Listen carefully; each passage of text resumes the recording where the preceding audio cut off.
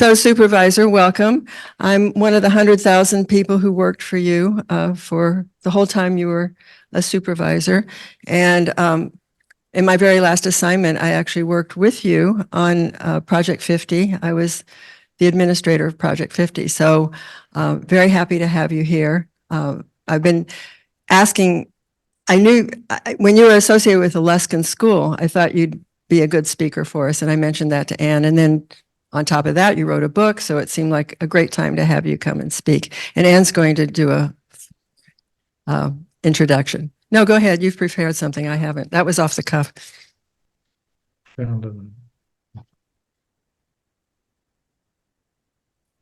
So we have been trying to reach out to you for a while, and then with his book, he was going to speak to us in November, but he's been busy on his book tour. So, but he's going to speak to us on our theme today, Zev's Los Angeles and where we are today.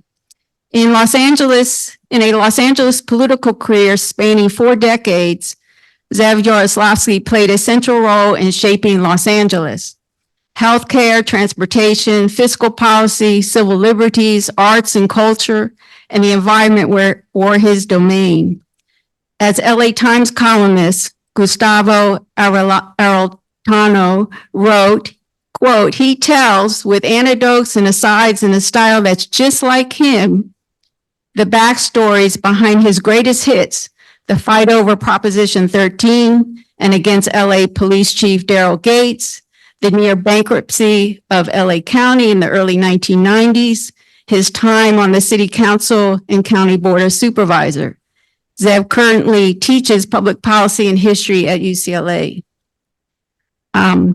So I have his book, I read his book, and he's going to talk a lot about the details there. But when you start his book, you're going to get really teary because his memoir opens with a dedication to his wife, Barbara Edelston, who he met in 1967 when he was 18 years old. And she ended up being his partner for life. And they live in the Fairfax area, and they raised a daughter, Mina, and a son, David. And he talks all about them in his book. But in November 2018, Barbara, while at their home, got bit by a mosquito infected with the West Nile virus. And she ended up at Cedars ICU. And even though weeks later, she was showing improvement and ready to go to a rehab center, she fainted during her PT physical therapy session and didn't survive. They were married for 51 years. And Zev says, quote, although this memoir is about my life and times, none of it would have been possible without Barbara. So please welcome Zev. Thank you. Thank you, Ann. Now, you know, I was so reluctant to accept the invitation to come here. It's been about, I don't know, 25 or 30 years since the last time I was in the Palos Verdes Peninsula. I forgot how long it takes from Beverly and La Brea to get here. And then on top of that, today is the LA Marathon and everything is fouled up traffic-wise. And I had to find something green in my house to wear for St. Patrick's Day. And I had my grandson for a sleepover last night. So it was just like a perfect storm. But I tried to convince him to come with me, and I would take him to the down to the coastline. But that's not what he thinks sees as a good way to spend Sunday afternoon. Anyway, I'm thrilled to be here and glad we were able to find a date to do it. And first of all, thank you for the invitation. And this is a beautiful library. I mean, I built a couple of libraries in unincorporated LA County in my day, and one in the city when I was a city councilman, and nothing compares to this. And I thought I was pretty good at building libraries. This is a beautiful place. So when Ann first reached out to me, the book wasn't out yet, and I wasn't even sure when it was going to come out. One of the things that people always ask me about writing a book, how long did it take you? Well, it took me 7.5 years. I'm kind of a perfectionist, and I am trained to be a historian, believe it or not. And that was what I got my master's degree in at UCLA, history of the British Empire. and my undergraduate degree from there in history and economics. So I'm a believer, and this is the second question people often ask: why did you write it? And the reason is severalfold. First and foremost, I want my grandkids to know something about, in some detail, about the life of their grandfather, because I'll be gone by the time they're old enough to understand this book, although they love the pictures right now. And by the way, we have books here, and I'm for sale. I make no money off of it. First of all, the book isn't making any money, but it's doing very well. But whatever money it makes, it goes to will end up going to UCLA through my nonprofit. I didn't want to have any financial interest in this, and so they're for sale, and I'll be happy to sign them for anybody who wants me to. So the reason I did it was, one, for my grandkids.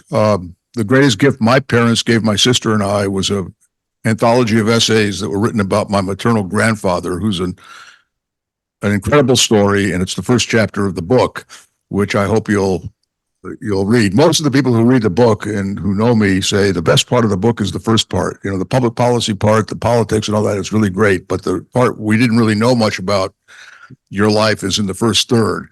And I expected that to be the case, and publishers were dying to get rid of that part of the book, but in fact, it's the part of the book that most people glom onto because it's a compelling story. My maternal grandfather is one of those stories.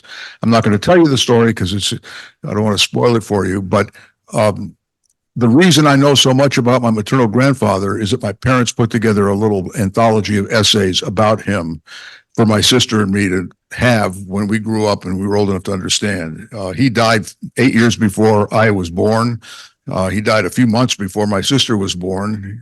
So you know that my sister is 8 years older than me. She hates this when I say that, but she is my older sister. But we know as much about my grandfather as we do because of that book. So this is one reason. Second reason is a trained historian. I'm trained to do two things.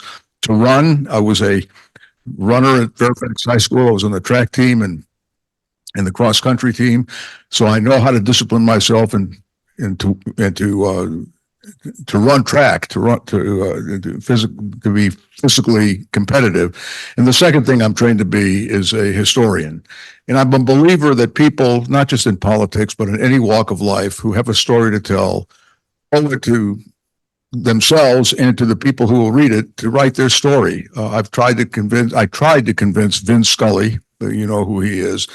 I say that because my students have never heard of Vince. My college students, my graduate students don't know who Vince Scully is, which is really hard to believe. This is a great university. You think they'd know something about. Anyway, I tried to convince Scully to write his memoir. And he didn't want to do it. He said, it's egotistical, it's self-centered. I said, no. I said, what's self-centered is you going to your grave, not sharing your stories with the rest of us. And I do believe that to be the case. Roz Wyman, you're all Democrats, so you probably know who Roz Wyman was. She was the youngest elected councilwoman in the history of the city of Los Angeles, even to this day. She was elected at the age of 22. She was defeated at the age of 36. So she was retired forcibly. She just passed away last year. She was I ran against her my first election. I beat her by 359 votes, which was 1% in the primary. She supported me against the first place finisher, and then I ended up winning in the runoff. We became very, very good friends. She was very consequential to the history of the city. She was one of the reasons the Dodgers came here from Brooklyn, and they didn't go somewhere else, but they came to LA.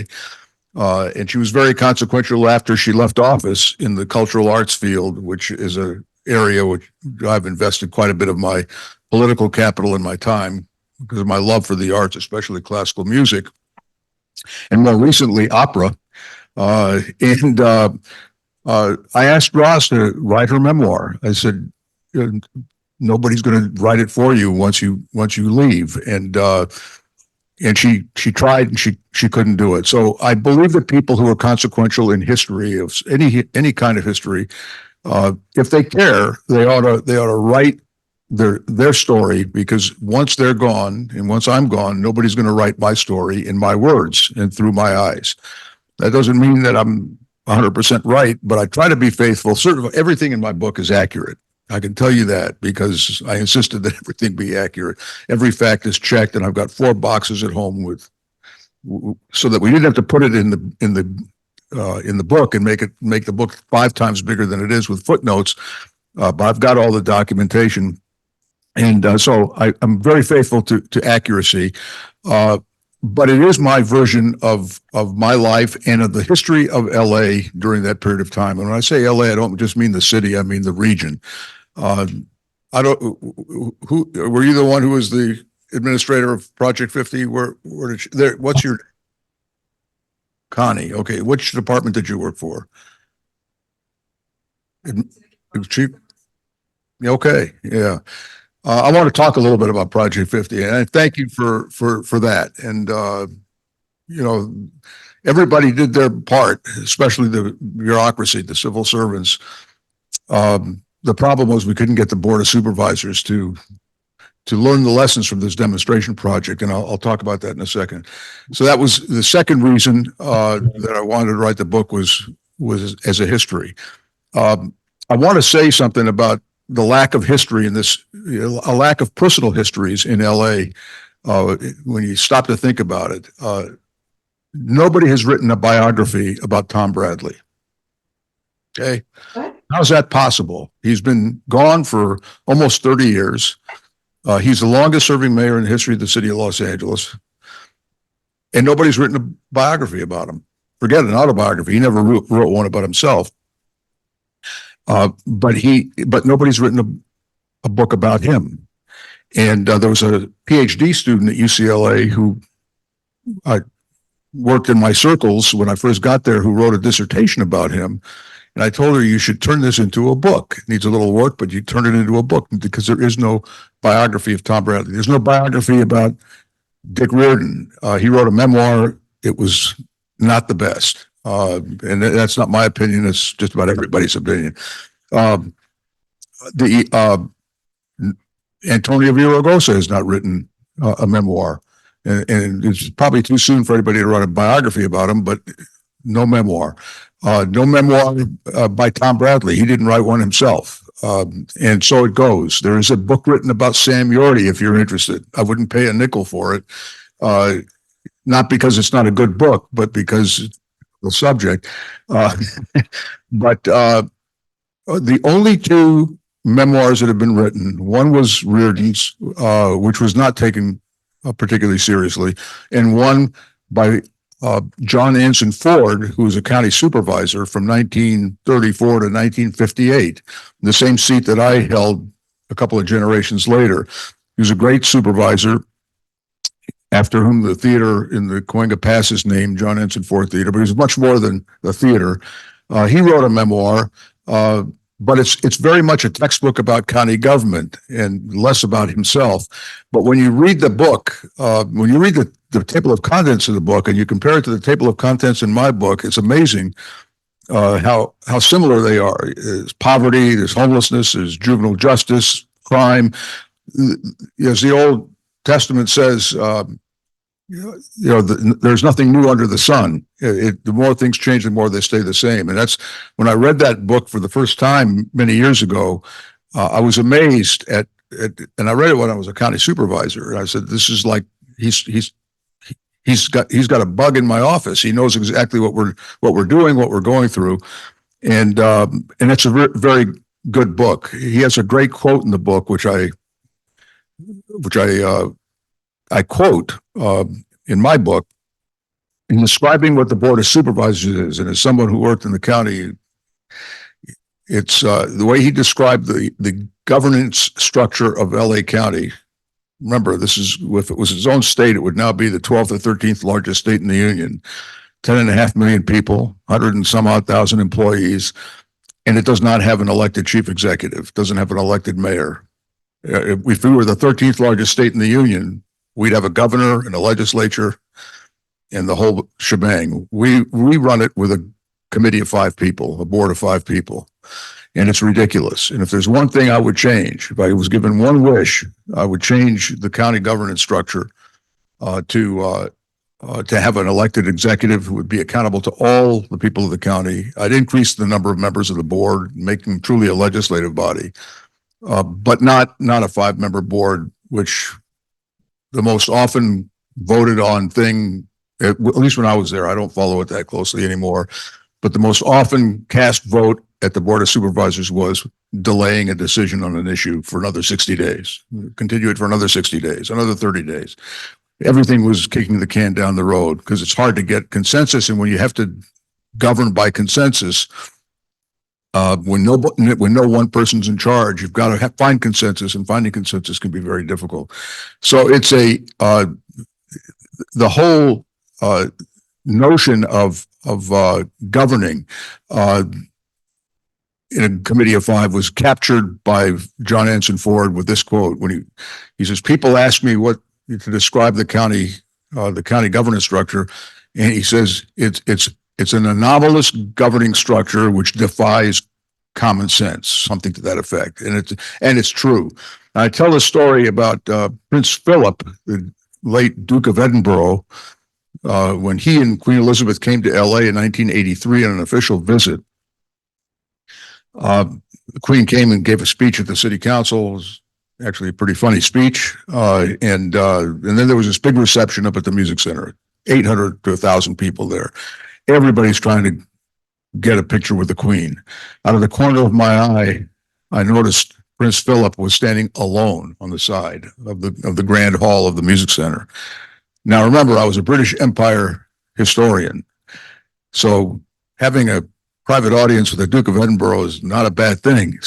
I'm kind of an Anglophile on these things. And so I took 2 of my colleagues, Joel Wax and Hal Burnson, and I said, "Let's go keep the Duke of Edinburgh company." And we walked over to him and I said, "Your Royal Highness," I got that name right. I got I'm Councilman Yaroslavsky. This is Councilman Wax and Councilman Burnson. And he says, "Well, I've met the mayor and I know who he is. And I've met the supervisors, though I don't know what they supervise. And now I meet you councilors. I don't understand the system of your government." And so we gave him a 2-minute tutorial on the local government relationship. The state is, of course, the state, and it has 58 counties, and Los Angeles County is the biggest one, but there are 57 others. And within the county of LA, there are 88 cities. City of Los Angeles is the biggest one, but there's 87 others. And then we have several dozen school districts. We have water districts, a dozen or more water districts. We have the Air Pollution Control District, the Metropolitan Transit Authority, and of course the all-important Mosquito Abatement District, which before my wife died was my best laugh line. I don't use it anymore, but this is what we told the Duke of Edinburgh, so it's historically accurate. At that point, he looks over his glasses, peers over his reading glasses, and he says, "I think I now understand the genius of your system." And I said, "Really? What is it?" He says, "It's designed not to govern." And they say about Prince Philip is that he had 2 qualities. He was a philanderer, and he had a great sense of humor. He did have a great sense of humor. I attest to that personally. It was he captured what LA and California governance structure when it comes to local government is all about. And it gets to one of the things I wanted to talk about today, because it's on everybody's mind. I do, among other things at UCLA that I do, I teach, but I also oversee a survey, a countywide survey called the UCLA Luskin Quality of Life Index, which measures through a public opinion survey, statistically representative survey, surveys people's attitudes about their quality of life in 9 different categories: traffic, healthcare, education, their neighborhood, cost of living, jobs in the economy, the usual suspects. And we've been tracking it every year since I came to UCLA in 2015. And I just got the results over the weekend of our current survey, which will be released in April. I can tell you that a couple of things stand out. One is that cost of living is now even more of an acute problem as represented by people's attitudes in LA County. The most negative rating they have given to cost of living in the 9 years we've been doing the survey. And the second thing I can tell you is that traffic and transportation has skyrocketed in importance. We ask two kinds of questions. One, how do you feel about X? And the other question is, how important is X to you? So we can ask you, what do you think about traffic? And you'll say, it's terrible. And I can attest to that personally today. And but how important is it to you compared to the other issues that we are asking? And historically, almost every year we've had it, traffic was the least important. The most people were as angry about it as almost anything except for cost of living, but it was the least important. And I said, that doesn't make sense. I told our research team, I said, nobody will believe our survey when we say that ninth out of 9 categories, people think it's the least important. And then I was driving home and I said, well, what would I say if somebody asked me, what's more important to you, healthcare or traffic? Well, of course, healthcare. Education or traffic? Education. And went down the list, and I realized that I would say, as far as what's important to me, not the level of anxiety it causes me, but how important it is to me, the traffic would be the least important. Well, it's now I can tell you historical development is that it's no longer the 9th out of 9, it's the 8th out of 9. It's gone up in salience. But it's the highest it's been since before the pandemic. The last time it was this close to the number we have in salience, it was 2018 or 19. So we do this survey, and we have a sense of what's important to people. What's the most important thing to people right now is the cost of living, and especially that's being driven by the cost of housing. And I don't. People our age group are less stressed on housing than the people who are in the 18 to 39-year-old demographic. Those are the people who are really stressed, and especially the people between the ages of 30 and 39. They're the people who are too old to be living at home with their parents. Maybe they have a significant other or kids, and trying to find a residence that meets their needs is just out of reach economically. And so the cost of housing is the single biggest driving factor of people's negative attitudes about life in LA County. And it shouldn't be a surprise. It's the most important thing to them, and it's also the one that's most bothersome to them. And it affects every aspect of their life. One of the questions we've asked every year, almost every year, is what is the are you worried? We survey 1,400 people, but it's statistically representative. So consider we're surveying 10 million people, and we ask, are you worried about losing your home or your residence and becoming homeless as a result? And it's always been somewhere between 25 and 32% of the people saying, yes, I go to bed at night worried about whether I'm going to become homeless. Think about that for a second. Let's just say it's 25%. 25% of 10 million is 2.5 million people. 2.5 million people in this county go to bed at night worried about whether they're going to lose their home and become homeless as a result. Now, obviously, 99% of those people are not going to become homeless. Some lesser percentage are not going to lose their home. But the fact that people go to bed at night worried about this just adds up to a list of worries that they have. Am I going to keep my job? Am I going to get COVID? Am I going to do this, do that? Am I going to get to a speech on time? On top of that is, hey, when I get my next rent check, is it going to be a rent bill? Is it going to be accompanied with an eviction notice? Am I going to be forced to leave in LA a rent-controlled apartment, or in many of the cities around LA County, would be forced to leave a rent-controlled apartment and then try to fend for an apartment somewhere in town, which will only be market rate, because in LA, at least in the city of LA, by definition, if an apartment becomes vacant and it was rent-controlled, the landlord is allowed to raise the rent to whatever the market will bear. So you can leave an apartment that's $1,500 a month or $1,100 a month, and to get that same apartment, if you have to look for one in the market rate, could be $2,800 a month. And for people who are making $50,000 a year, or $40,000 or $60,000 a year household income, that's totally out of reach, which is another thing I want to share with you in our survey. I talk about this in the book too. It's all part of the same story. We've been asking for every year what they say their income, their household income is. Last year, 38% of county households responded to us by saying their income was less than $60,000 a year, household income. That's well below the poverty level. What's more disturbing is that 18% of the households in LA County say their income is less than $30,000 a year. Now, if you're paying $1,500 a month for an apartment, and you don't get much of an apartment for $1,500, but let's say that's $18,000 a year, and your income is, let's say it's $30,000, not less than $30,000. That's almost two-thirds of your income is going to housing, which is what is by definition housing precarious housing situation. You have a third of your income left for everything else, for clothes for the kids, for food, for going to the doctor, and many of these folks are the remnants of those who aren't covered by Obamacare. There's still a donut hole there.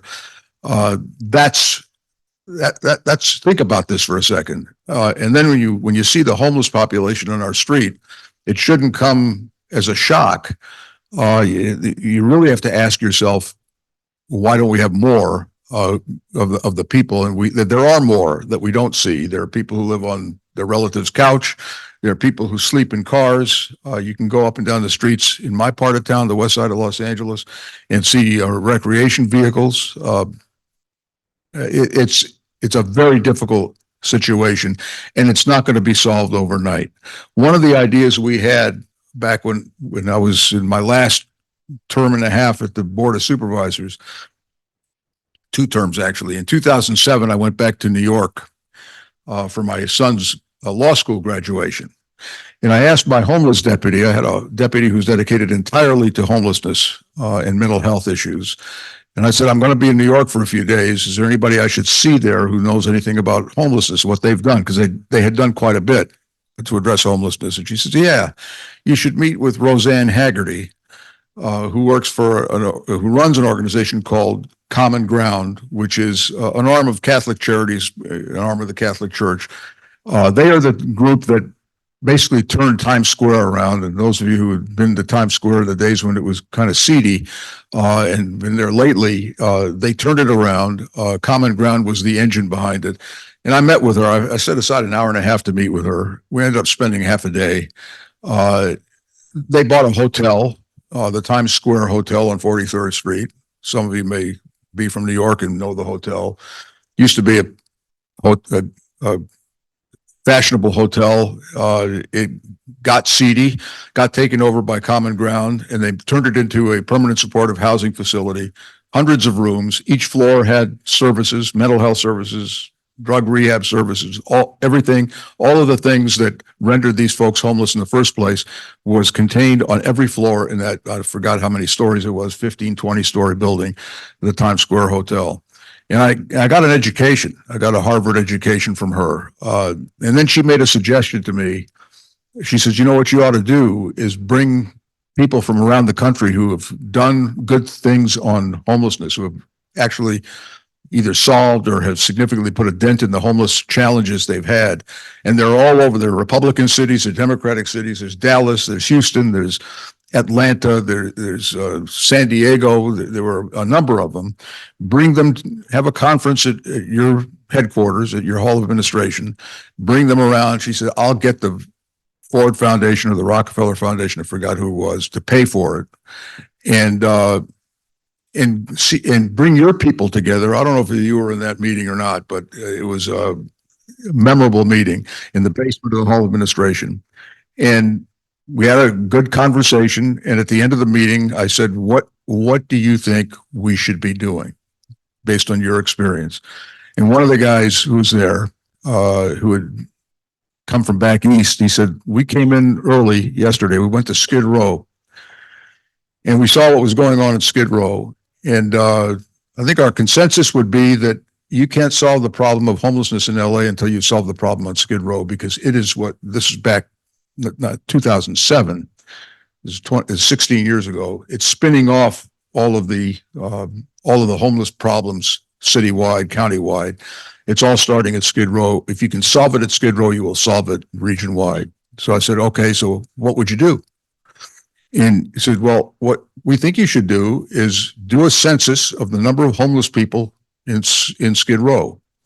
And a census isn't just counting numbers, it's also counting people. It's also interviewing them, trying to determine what kinds of issues they have that either landed them or developed while they were on the street. And so ask them about, and there are ways to ask about mental health issues. There are ways to ask about drug and alcoholic issues, medical issues, whatever they are, and then identify the 50 most vulnerable people, vulnerable being defined as somebody who is likely to die in the next year if they remain on the street, and then make a beeline for those people and house them. And we had a partner at that time, it was Skid Row Housing Trust, which has since gone belly up, but they weren't belly up then. And they not only gave us 50 beds, they gave us 50 roofs over the head, they gave us 75. And it was a demonstration project. And what we were trying to demonstrate, one way or the other, or what we hoped it would demonstrate, is that you can get people. There was a myth, still hangs out there a lot, a myth that homeless people do not want to go into, get into a roof over their head, that they like it on the street, which is total nonsense. Intuitively, I knew it was nonsense, but we had to empirically demonstrate it. No, they don't trust people who offer them housing. Why should they? The society has largely done them no good. They don't trust anybody. But if you keep working at it, and Roseanne Haggerty told me this, I said, what do you do if people say, no, we don't want to go into a housing unit? We just never give up on them. We just keep coming back, and eventually they relent. And so we got these 75 people. They were kind of excited about it after this whole thing was explained to them. Our employees who worked in the field of social work and worked in the chief executive office, I had people coming to me and saying, thank you for Project 50, which is what we called it. It's given me a new sense of purpose. I'm finally doing something that I went to college to get a degree in. When I got a degree in social work, I wanted to work with people. I didn't want to work with pushing paper and doing reports. And I would get out from behind my desk and go out into the field in the middle of December. It was cold. People are on the street. Once you get started, it's like a politician walking precincts. It's kind of habit forming. The first precinct you walk, the first door you walk to, it's a pain. And then when they say, yeah, I'll vote for you, now you're going to go all day long. It's like jogging. It's getting out the front door is tough, but once you're out on the street, it's great. Getting out from behind your desk and meeting real people who need your help. And this is one of the real deficits we have in the public sector, is that we tend to do what's good for the bureaucracy. We don't really ask the people for whom the bureaucracy is supposed to be working what they need. Miguel Santana talks about that. I talk about that. Phil Mangano, who was George W. Bush's homeless czar, the only good guy to come out of that administration. He's a great guy, is a great guy. We need to know what they need. Ask them what they are our customer, they are our client. And so that was what Project 50 was designed to demonstrate, that you could get people off the street into housing. And in fact, I think the figure was that out of the 75 people we had, 73 of them stayed on the program, ended up with permanent housing. They addressed their issues, at least since I left office. Two of them, one of them died, and one of them went back to the country of his origin. And it was a hugely successful program. And what the CEO, the Chief Executive Office, did is a report which proved or demonstrated that it's cheaper to house people and give them services than to leave them out on the street and not give them services. Now, it's counterintuitive, but think about it. When they're on the street, they land in our emergency room several times, maybe a half a dozen to a dozen times a year. The police arrest them all the time, or they did before the courts ordered them not to be arrested. There are all kinds of costs aside from the human costs and the societal costs that having a huge homeless population has. And I thought it was a huge success, and that we would be able to go back to the Board of Supervisors. And in fact, the CEO's office recommended that we expand the program from 50, 75 to 500. And then the idea was we'd scale it to 500, and then we'd scale it to 5,000.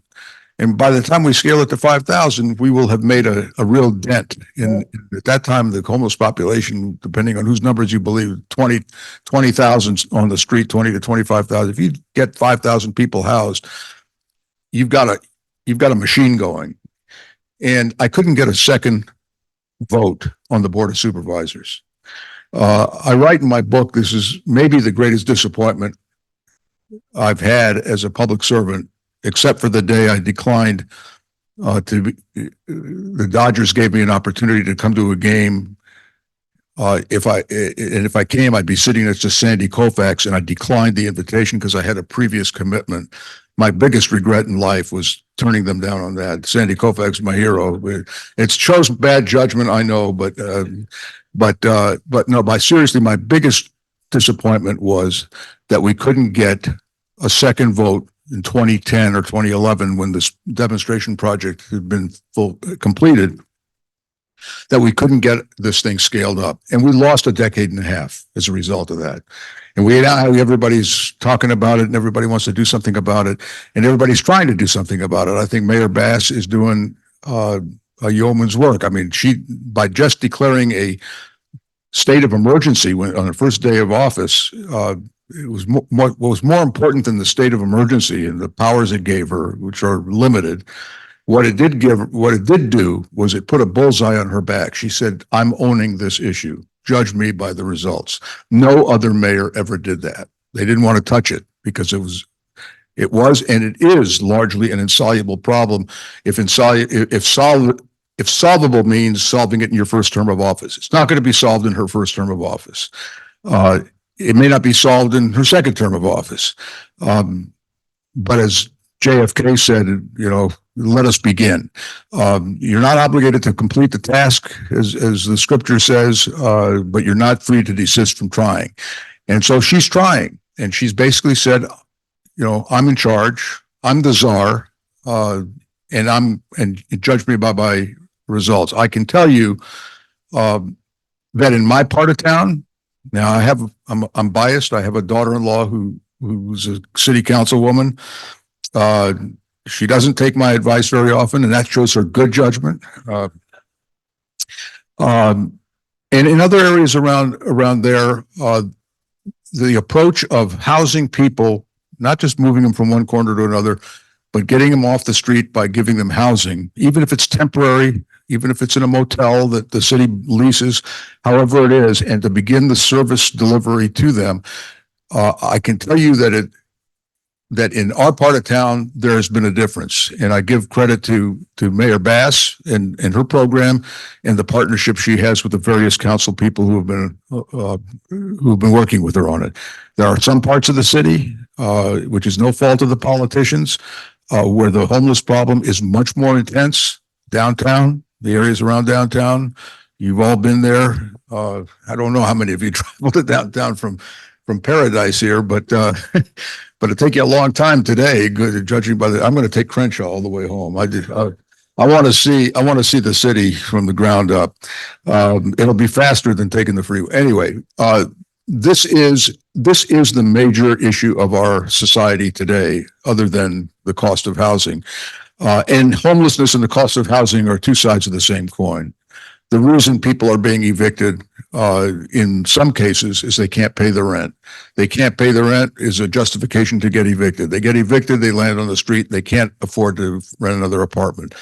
It's not a local problem. This is a national problem, and it's a structural problem. And this is another issue I talk about a little bit in the book. We have there are historic reasons for why we have income inequality, wealth inequality, basically structural inequality. And I know the Republicans are very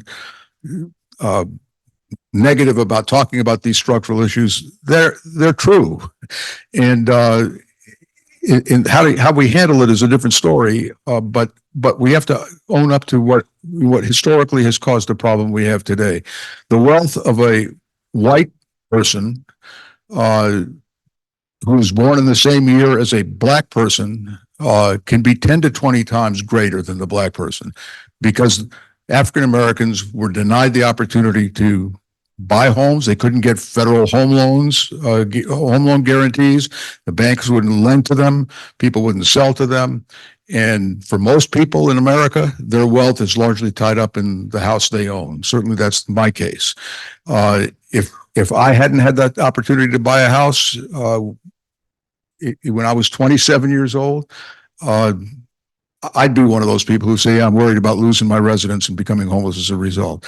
It's that simple. And so when you look at the demographics of our homeless population, they tend to be certainly African Americans are hugely disproportionately represented in the homeless population compared to their population in the community. They are about 8% of the population in the county.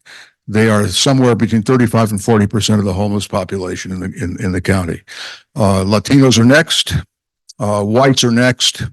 Whites used to be the predominant homeless population in the old days. That changed as the structural widening of the structural economic gap was became more prominent in our society. Let me close and then open it up to questions if you want me to take some questions. Having talked about homeless for a second, let me be a little optimistic, close with some optimism. One of the reasons, the third reason I wrote the book was, despite the fact that the Prince Philip, the Duke of Edinburgh, was absolutely correct that it was designed not to govern, our structure was designed not to govern.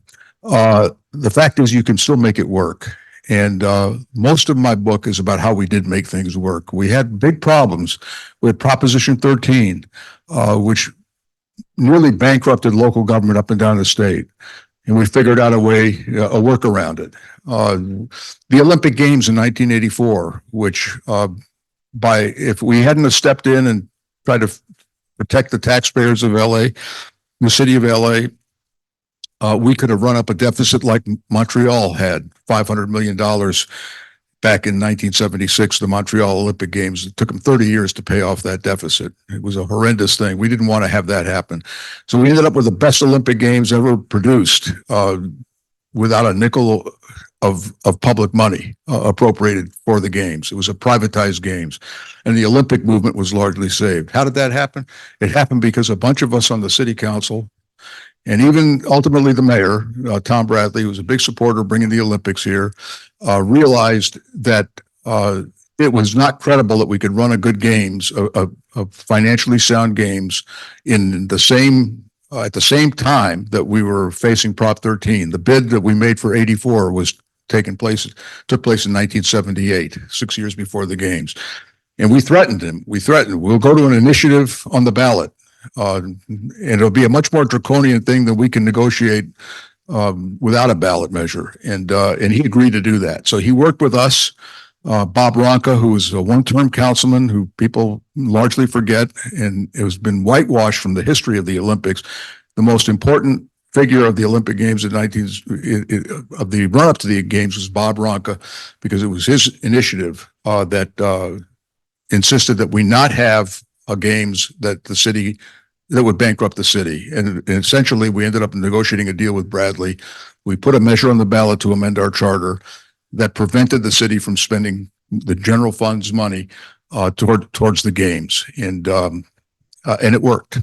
In preventing the county bankruptcy, working with Bill Clinton directly, not just his staff, but directly, to bail the county out of what would have been the biggest county bureaucracy. It is the biggest county, the biggest county bankruptcy in the history of the nation. And we averted it in 1995 because we had people in Washington and locally, and even in Sacramento, including a Republican governor at the time who didn't want to get in our way and helped us resolve that problem.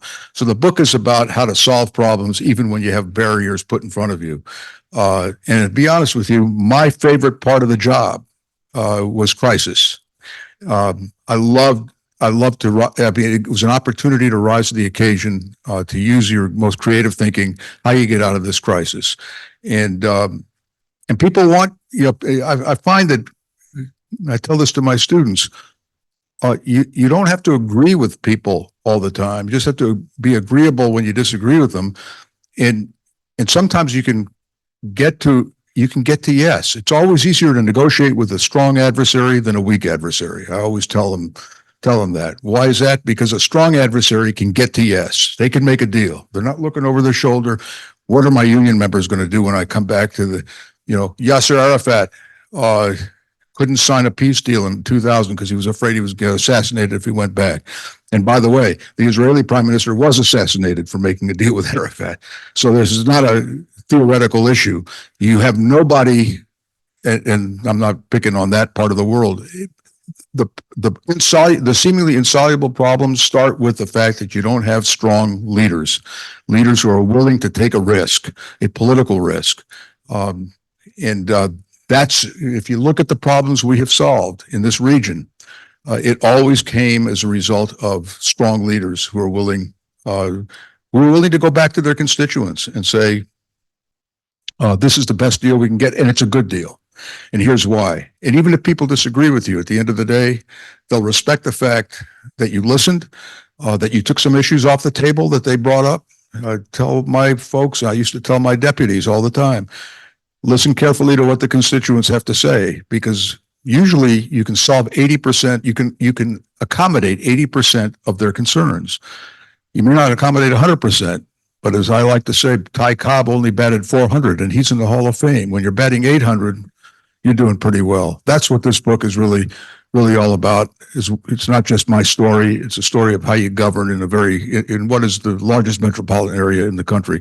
I hope you'll enjoy it. And I hope you'll buy it, and I'll sign it for you. And I'll take some questions now. Talk longer than I expected. Yeah.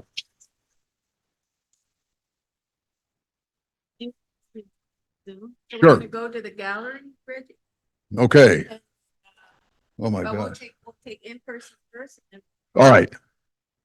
Any questions? Yes. Journal throughout all this time? That's a good question. As a historian, I wish I had. Can you repeat the question? Oh, yes. The question is, as a historian, did I keep a diary? Did I keep a journal? As a historian, I wish I did. As a politician, I was advised early on in my career that anything I wrote down was discoverable in a lawsuit. And so I didn't. The only thing that I kept a diary when I was 14 on a trip that my dad, after my mom had passed away, my dad took me to Israel. My sister was already living in Israel. And my parents were Hebrew teachers and Jewish educators, and they were kind of bigwigs in that world, in the Hebrew teaching profession. The president of Israel had used to be the minister of education of Israel at that time, back in 1963. I tell you, this is not that long a story, but it's interesting how these things work out. And there was a big conference there for youth. And a friend of mine who was a delegate to that conference dragged me along with them. It turns out the president of Israel was having a receiving line, and everybody who was a delegate was going to come through. And I was next to my friend, the delegate. And I knew that my father knew the president of Israel, but I, being skeptical of a lot of things my father said, maybe he's exaggerating. So I introduced myself. I said, I'm Zev Yaroslavsky from Los Angeles. And he says, oh, are you Mina's son? Well, Mina was my mother. And for decades now, I have always thought he said, are you David's son? David's my father. But I said, I happen to have a diary and I still have it. Let me check and see what happened that night. And there it is. And it says, And the president of Israel said, "Are you Mina's son?" So I went to the manuscript of the book and I changed it to be historically accurate. That's why I wish I'd kept the journal, because there are so many things that we found over the course of the writing of the book. And I co-authored it. My co-author was Josh Gitlin, who is an old friend. He used to be a reporter for the LA Times, and he was the LA Times bureau chief in New York for many, many years. And his wife, before she was his wife, they met because she worked for me and he was covering City Hall. His wife was my press secretary for a couple of years back in 1980 through 82. He's a great writer. He's retired from journalism. And he did a lot of the fact checking. And so there was when I was a student, I organized a demonstration against the Soviet, not against, but informational picket line at the Soviet American track meet. And I found out that the Soviet track team was staying at the USC dormitories right across the street from the Coliseum. And for decades, I was certain that was 1968. And I've been telling friends forever that, when did you get started? Oh, back in 1968, we threw this picket line up there. And Josh calls me and he says, I was looking, there was no Soviet Soviet American track meet in 1968. And I thought, that's impossible. And he says, there was one in 1969 at the Coliseum. And then it occurred to me, of course, it couldn't have been in 68 because that was an Olympic year and they never would have had a dual track meet between Russia and the Soviet Union and the USA in an Olympic track year, especially when the games were just a few weeks away. So, anybody here who's a criminal defense attorney will tell you that sometimes when a guy or gal gets on the stand, the witness stand, and says with great authority that such and such happened, I saw it this way. They're not lying when they're not telling the truth. They have convinced themselves over a long period of time that is the truth. And I can tell you that there were a lot of things we caught that way. So how do we do it? Thank God for the newspaper of record, which is in part, the LA Times and some of the other papers and some of the other journals and government documents where we can go online and just get the CAO report about something. But everything we say in that book that wasn't clearly known to be factually correct, we checked. So, but it would have been a lot easier if there had been a journal. Yeah. Yeah. I'll come back to you. I can't see them, so it's all right. What's the question?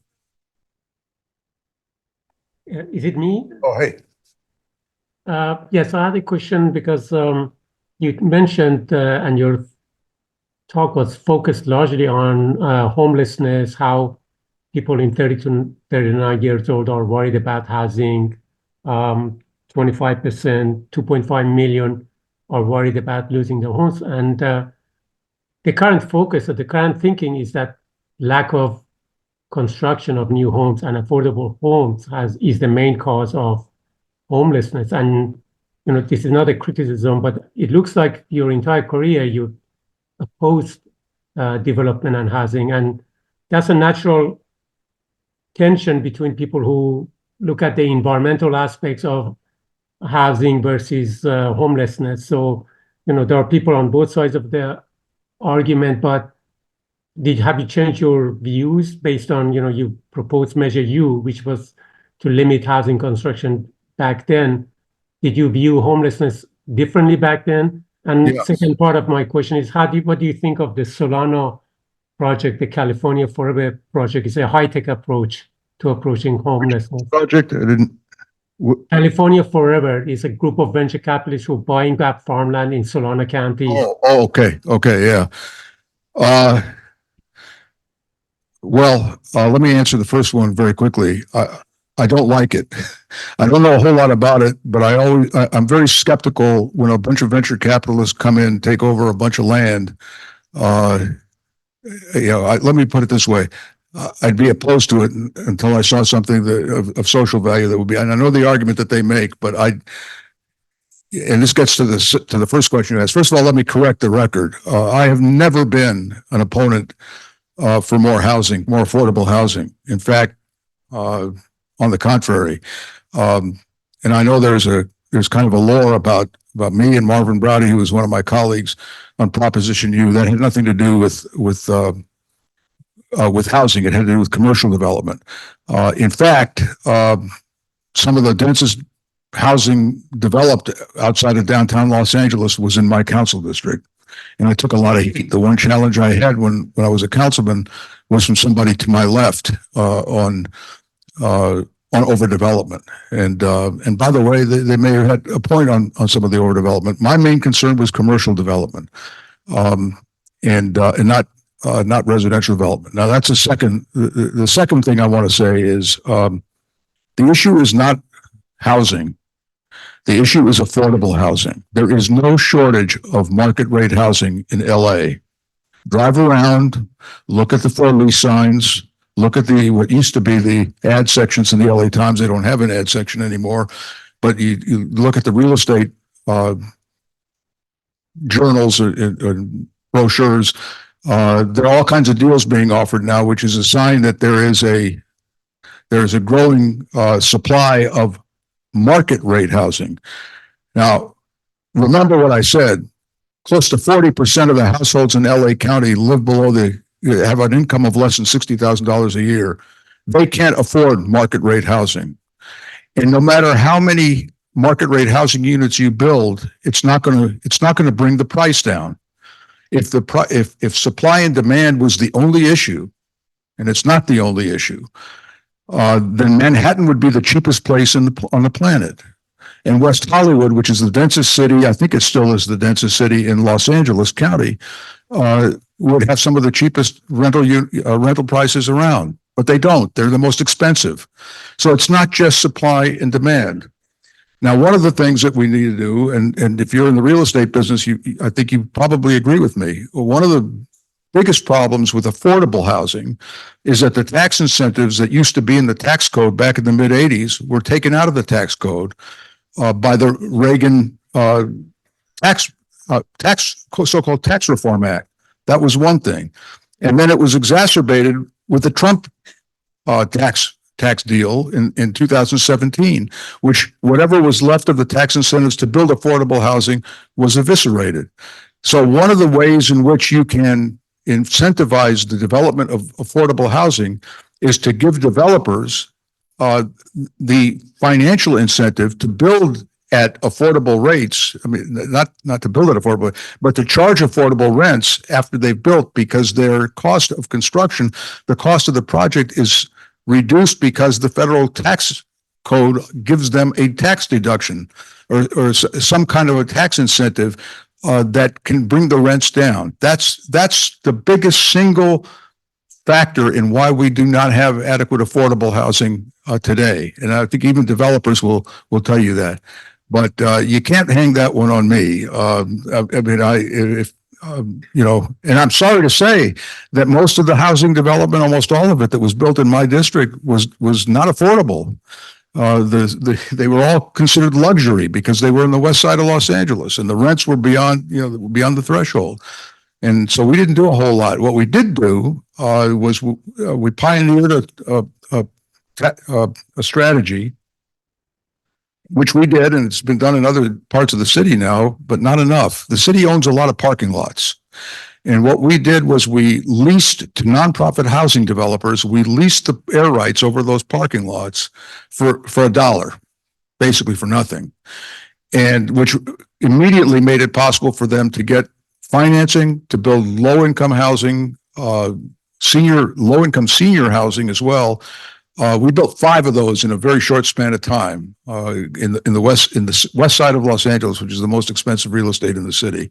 There's more that could be done by using public lands. Metro, the Metropolitan Transit Authority, owns a ton of land. First of all, they own every station, right? And the subway is by definition is running through some of the densest parts of the city. The housing that should be built on top of the subway should be significantly, if not 100%, affordable, not luxury. We don't need to build luxury housing at the public expense.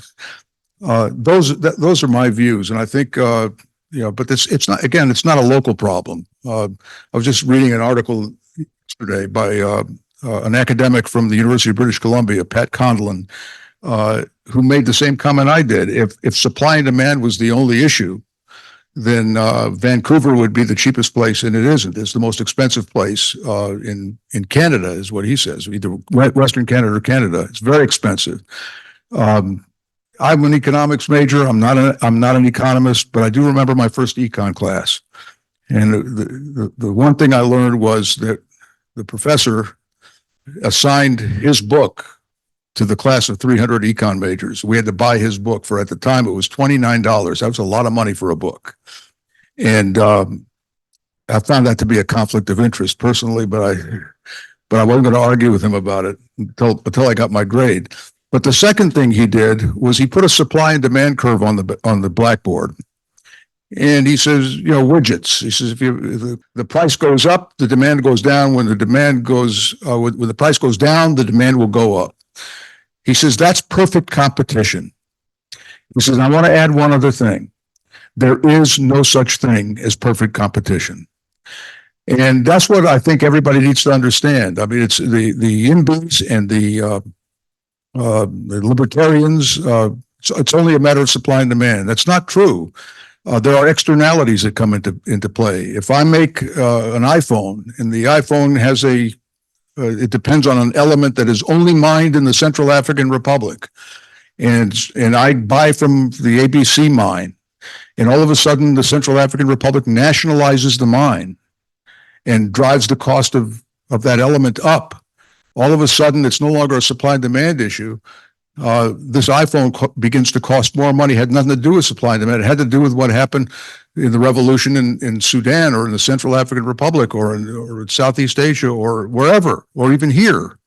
So that we need to understand and diagnose what the problem is before we have a solution. And the state legislature has been, I'm sorry to say, on an orgy of housing bills. There's over 150 housing bills now. Nobody understands how the various pieces of legislation work with each other. I happen to be a person who believes that single family homes should be part of the constellation of residential living in California. And I don't think that the state of California has the wherewithal or the know-how to decide where to put high density and where to put middle density, where to put low density. And what we've had now they've started this back in 2016. It's been 3/4 of a decade of bills, ADU bills, auxiliary development units, dwelling units, auxiliary dwelling units, and they allowed anybody with a single family zone to basically build 4 units on it. The quadruplex law. All of those. Has it done anything yet to bring the price of housing down? I don't think so. Rents are slightly down right now because because the economy is down, and but rents, for all intents and purposes, in the city of Los Angeles have not gone down. And if you see how people live, the people who can't afford to rent, this goes back to the days when I was a councilman. I used to go from time to time on a ride along with the LAPD in my district and in its surroundings. And we go into an apartment where somebody had called for the police and they had kids sleeping in the closet, kids sleeping in another closet, somebody else sleeping in the dining room. There's a whole world out there that you don't see here. I don't see it at Beverly and La Brea, but you go a half a mile from Beverly and La Brea or a mile from Beverly and La Brea, and it's a totally different world. Anyway, so another question. Yeah. Yeah, I promised you. Yeah. And you live another 25 years. What do you think would be the biggest change you would notice in the metropolitan area of Los Angeles? You have to repeat it. Yeah. If fortune shines on me and I live another 25 years, that's an oxymoron. I'm not sure I want to live another 25 years. But what do I think the biggest change? Look, if you had asked me 25 years ago, what would be the change by 2024? I'm not sure. I'm not sure I would have predicted what we've seen. I mean, the biggest change, one of the biggest changes is the homeless crisis that we have. One of the things that I would never have predicted was that almost half the people who work every day don't work at a place of their work. They work at home. They work remotely, virtually. I'll tell you that our survey, I just got it this weekend, I told you, 50% of the people work at a workplace, which is to say 50% don't all the time, right? So you have people now with office buildings that are plummeting in value, literally plummeting in value. I was just reading something, I don't know if it was New York or here, but a building that is worth $210 million is now for sale for $80 million. I think that's a significant drop in value. And so I wouldn't have predicted that. What do I predict? I'm not a good predictor. I predicted that Arizona would win the Pac-12 tournament, and they got crushed by Oregon. And I was happy about that. But so I don't know. I think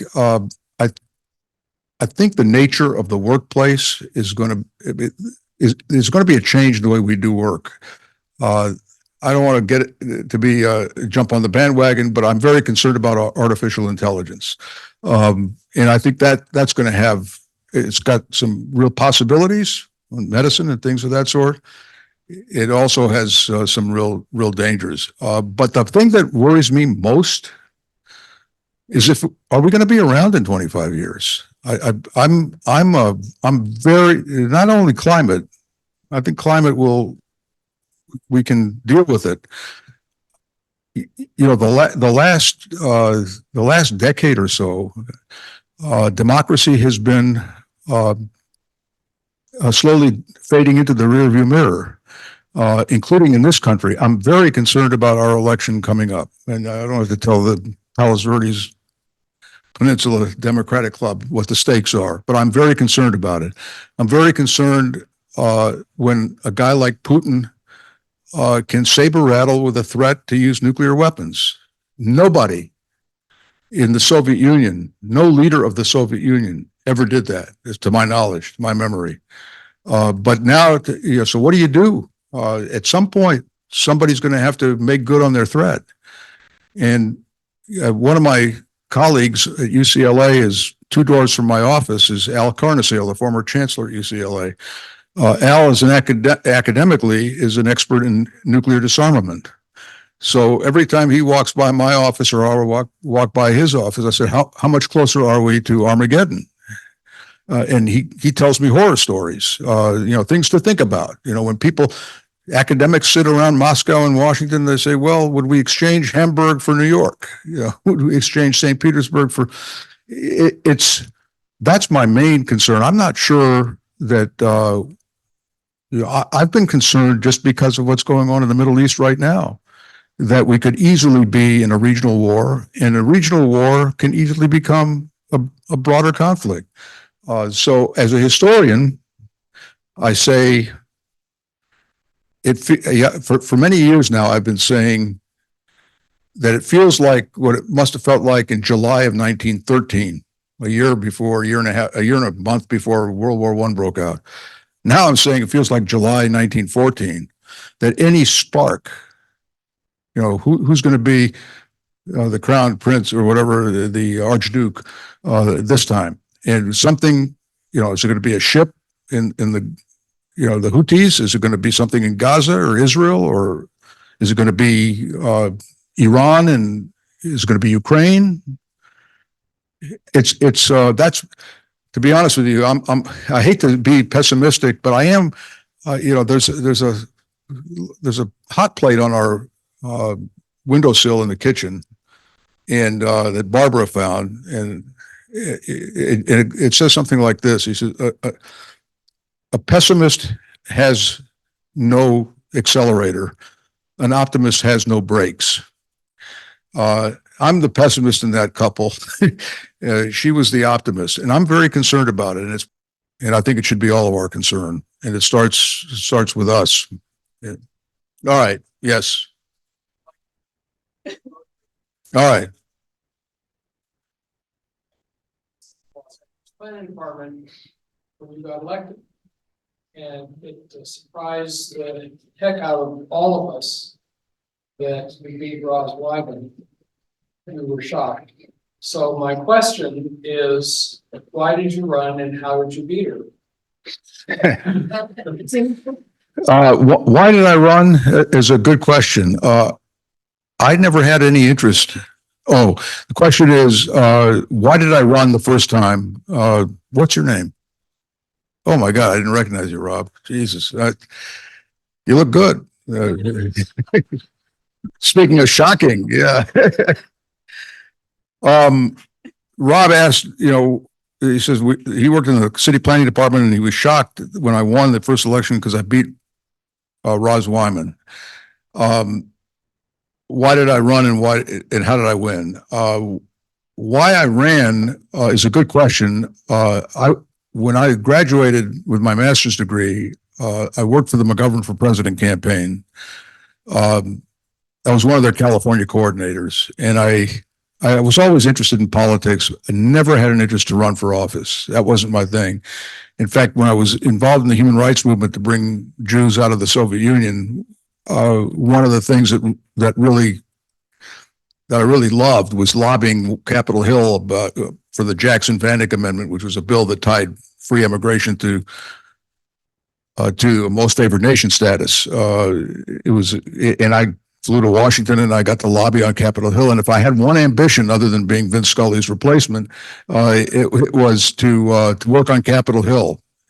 Federal legislation, international, national issues were the thing that I was interested in. And I tell the story in the book, my first candidates forum, the Westwood Holmby Homeowners Association, 9 candidates. And the question came up, what's your position on density in Westwood? And they decided they would start with me because my name started with a Y. So I was the first one. I didn't know what density meant in this context. The last time I heard the word density was in my 11th grade chemistry class.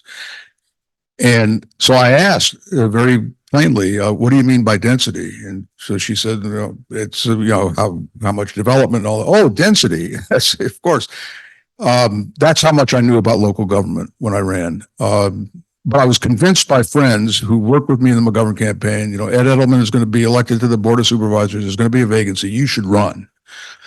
And it took me a while to warm up to the idea, but I did. And I talked to Barbara about it, and we didn't have any kids. She was working, I was working. We had some savings in the days when you could accumulate savings, and I could do it for 6 months. I kept teaching. I taught Hebrew school like my dad did. That paid well, but I quit my full-time job. And how did I do it? I worked my butt off. I didn't have any money. I didn't really even know the architecture of the race. I only came to find out about it much later. In fact, very, very much later. When I got to UCLA, there was a PhD student who was doing a dissertation about politics in the city of LA. And he wanted to interview me about my first race.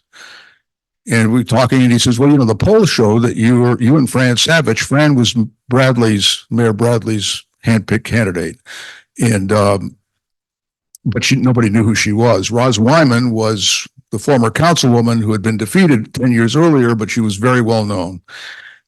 And they did a poll. The Savage campaign did a poll. I said, where did you get this poll? He says, well, the Savage people did it. And I said, well, where did you find it? He says, well, their consultant turned all of their documents of all of the races they ran to the state archives. It's up in Sacramento. So I took my former chief of staff. I said, we're going to Sacramento. And we spent a day at the archives, and there was this poll. The poll showed Roz Wyman with 38%. This is before the campaign got started, January of 75. She had 38%. Fran Savage and I had 5% each. I was surprised that I had as much as 5%. I was surprised that she had as low as 5%. I thought more people knew her. That's how much I knew. Anyway, the long story short is they made the decision to attack the Savage campaign. And Henry Waxman, my good friend, and Howard Berman, my good friend, all of these guys, they were part of the Bradley team. They all supported Fran Savage. And the attacks on Wyman were the same attacks that Edelman used against her 10 years earlier. And they pounded her for 3 months. Nobody paid any attention to me because nobody took me seriously. It's the best thing that ever happened to me. And, one thing on election night and the primary night, the returns come in and Fran has 33%. Roz has 22%. I have 12%. And then I started climbing up. She started going down. And we were come to find out later that we were sharing the same base. I beat her by 359 votes. I had 19%. She had 18%, 359 votes. Fran had 33% the whole night. And the election was over that night because we went into a runoff, but Fran was putting herself out there as the reformer. Remember when this was? This is the historian in me. April of 1975 was 8 months after Nixon resigned. Everybody is down on government and machine politics and all that stuff. And so Fran ran against Roz as the reformer against the machine, even though Roz had no machine. She was so successful at attacking Roz that she ended up with me as the runoff, and I was the personification of reformer. I mean, I didn't have a suit to my name. I had long hair, couldn't afford a haircut. I was a slob, walking door to door. Yeah, well, that's what Bradley says. Tom Bradley said, Zev, it's time for you to buy a couple of suits, new suits, because you're now part of the establishment. And my retort to him was, I may be part of the establishment, but the establishment's not part of me. And that's kind of the way I tried to run my political life. I'm not sure you could do that today with all the money that is prevalent in politics, but I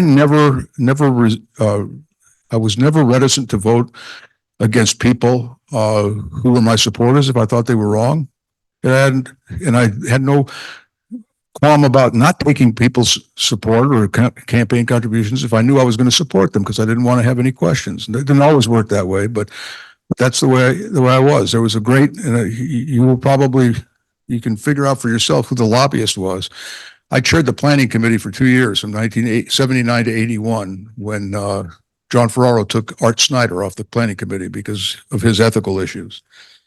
And it was the worst job I ever had. But I had to raise money for my reelection.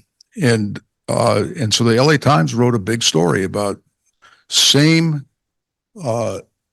donors, new host, same diners, new host, basically putting me in the same category as Snyder, which was an insult in the extreme.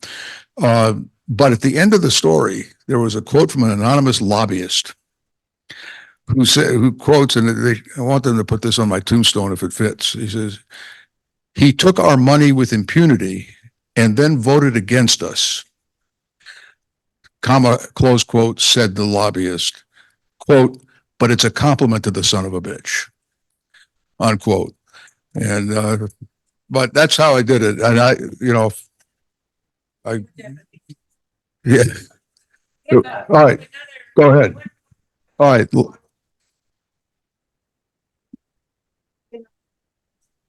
Am I next, Anne? Hi, thank you so much for telling us about Project 50. I mean, that lost opportunity just kind of takes your breath away. My question now has to do with affordable housing and how it's so expensive to build. I think it's even more expensive to build than market rate housing at times. And that's to some degree the fault of Democrats because we like to add more to more. Because we like to add union labor requirements. And I'm not against union labor, but just, we add more to it and we really drive up the cost. And I think, do you think that could be contributing to the fact that we're not building enough affordable housing? And then taking a step even back even further, there are countries where homes are not investments. Homes are just places to live, and renting is what's done. It's de facto. Everyone rents. I think places in Scandinavia are like that. And so what they have discovered, and I think it was The Economist, and however, whatever your feelings about The Economist, but they did a study on this, how the US is, not unique in this, but definitely in the extreme, how we have treated homes and property as investments. And that is the reason why it's been driving up housing costs. And Yeah. the danger of that, one more thing, the danger, and I'm not sure there's a solution to that. Yeah, The danger of that is that EDF, the danger that is that EDF, Environmental Defense Fund, and other organizations have done a study that the housing market is overvalued by $200 billion because of climate risks that have not been priced into the cost of housing. So we're looking at not only risk to housing stock, just homes, but Okay, also so risk your to question. generational wealth. Okay. You Okay, should go have ahead. her to be your next speaker because she's absolutely right about the commoditization of real estate, especially residential real estate. And I forgot the first question, but I'll answer the second question because this is really important. One of the reasons that housing prices are skyrocketing and that evictions are skyrocketing, and it's only one of the reasons. There is no one reason for anything. But my dad bought his first and only house in 1956 for $15,000 in the Fairfax area. He sold it 15 years later in 1970 for $21,500. He made a $6,500 profit, and he thought he had died and gone to heaven. 4 or 5 years later, that house sold for $225,000. Now, I'm not going to blame commoditization of real estate on that alone on that, but what's happened, and you don't take my word for it, go get the investment brochures of the Blackstones and the whoever they are, these companies that have bought up tens of thousands of housing units, mainly single family homes in lower income communities. They certainly in LA, that's been the case. Thousands of homes in South LA were bought out of foreclosure during the Great Recession by some of these hedge funds. And what they do, and you don't have to, again, I'm going to just spew what I've read in their own brochures that they send out to investors.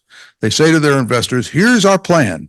It's like being in the other locker room, your opponent's locker room. Here's what we're going to do in the second half. Here's our plan. We're going to buy up all these homes in lower income communities where the values are low. We're going to kick everybody out of their homes. I don't know if it's a majority, but it's close to a majority of the single family homes in South LA are rented, are occupied by renters, not by homeowners. The homeowners are absentee homeowners. And we're going to kick people out, and then we're going to touch up the place. We're going to raise the rents, and they show you how you're going to raise the rents. And this is how we're going to guarantee you an 8% return on your investment. This is at a time when the interest rates were interest rates were like 1% or less than 1%. So 8% sounded actually pretty good. And that's what they were doing. And they did it in the East San Fernando Valley and the Pacoima area. They didn't do it in Brentwood or Westwood. But this is the canary in the coal mine. And the commoditization of real estate, as she said, more eloquently than I can say, when a home is no longer just a way to shelter your income tax and your property tax, instead of paying a rent to somebody else, you pay it to yourself. It's become an investment. I mean, a kind of a stock market type of investment. And that's driven the costs up. And there have been articles now written about it in the New York Times, the Washington Post, every paper, Wall Street Journal has even written about this. It's a real crisis, and it's happening all over the country, where homes are being bought up by investors who are driving the cost up in order to justify you're investing with them so that they can get a return that is inflated beyond reality. That is a major issue. I don't want to quantify what percentage of the issue it is, but it certainly is an issue in our city and in some of the lower income communities. Yeah. All right. I'm sorry for the people who are online. right, But go we need time for Zev to sign books and to talk to people here. So if you are in person here, you could continue to ask questions, but we're going to have to get to the end of the questions to give him time to sign books. Okay? So I don't know, Connie, if you wanted any last minute. So anyway, so I just want to say, we're not going to take any more questions from online. Up here. Yeah, and we'll just answer them up here. Anyway, thank you all very Yeah. much for coming out.